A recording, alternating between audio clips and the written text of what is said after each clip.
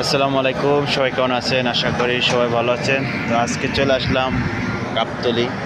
গাবতলী হলো নদীর পাড়টা, কি সুন্দর জায়গা, অসাধারণ ভিউ, অনেকটাই সুন্দর লাগতেছে। তো দেখেন, আগে গাবতলীতে আপনার হলো জাহাজের বালু নামাইতে আপনার লোক লাগতো। এখন কিন্তু বর্তমানে লোক লাগে না।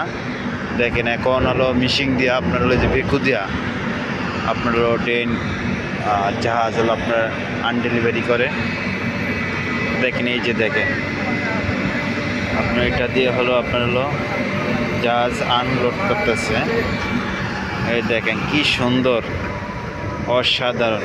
জায়গাটার নাম হলো গাবতলী, তুরাগ নদীর পাড়ে। অনেক সুন্দর একটা জায়গা।